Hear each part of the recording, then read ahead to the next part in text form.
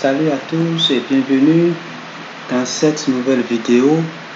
Comme promis dans notre vidéo précédente sur les principes généraux d'alimentation des animaux d'élevage, à travers cette vidéo, nous allons présenter la composition nutritionnelle de quelques ressources alimentaires communément appelées matières premières, surtout celles les plus utilisées dans la formulation des rations alimentaires pour les animaux d'élevage.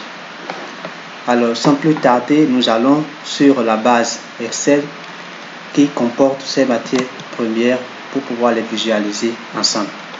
Alors, tel que vous le voyez ici, les ressources alimentaires peuvent être classées en trois grandes catégories en fonction de leurs principales composantes. Alors, on distingue les ressources alimentaires, sources d'énergie, comme vous pouvez le voir ici, et c'est principalement constitué des céréales et des huiles végétales.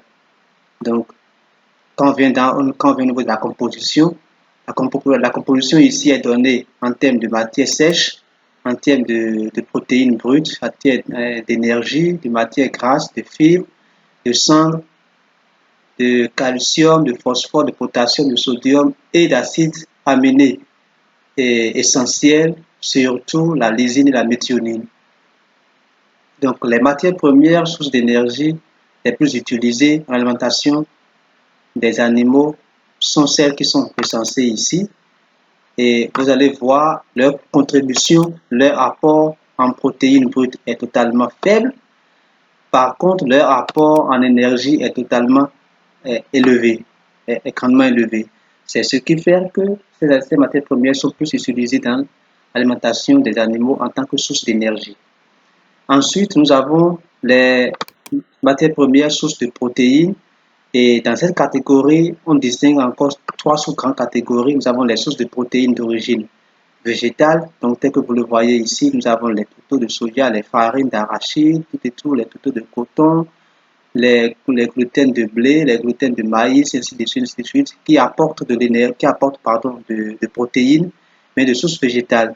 Et quand vous voyez un peu, quand vous mettez un coup d'œil un peu sur la composition nutritionnelle, vous allez voir que l'apport en protéines de ces matières premières-là est beaucoup plus élevé, totalement élevé comparativement aux matières premières de la catégorie précédente, c'est-à-dire sources d'énergie. Donc, vous allez voir, comparativement aux matières premières du RAW ici, où la teneur en protéines est de 7, 10, 5, 2, c'est parfois même 0% quelque part.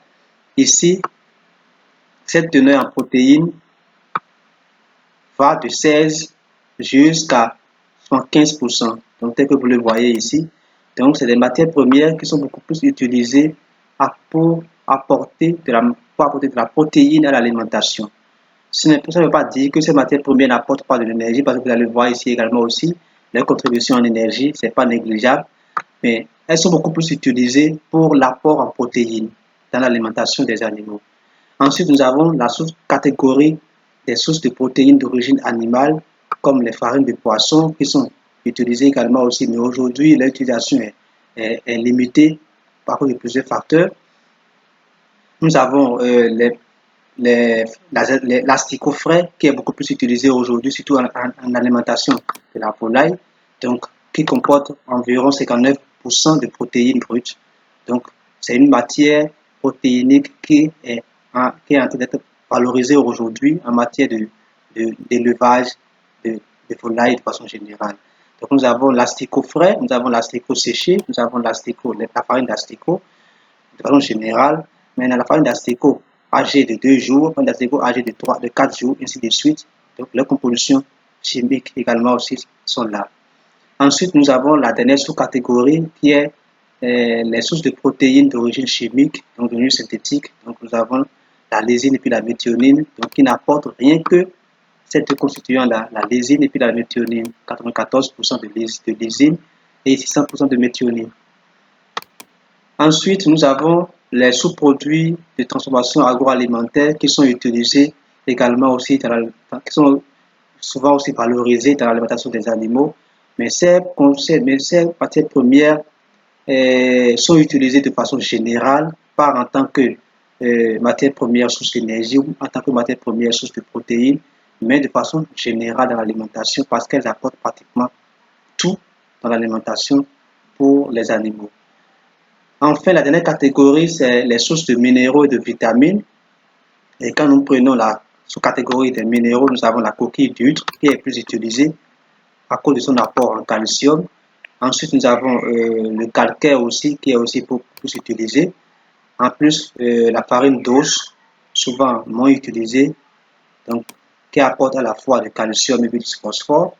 Nous avons le sel de cuisine qui apporte principalement du sodium et le phosphate bicalcique également aussi qui apporte à la fois du calcium et du phosphore. Mais s'agissant des sources de vitamines, voilà, nous avons la vitamine A et ici, voilà les principaux produits à travers lesquels on peut facilement avoir de la vitamine A pour les animaux.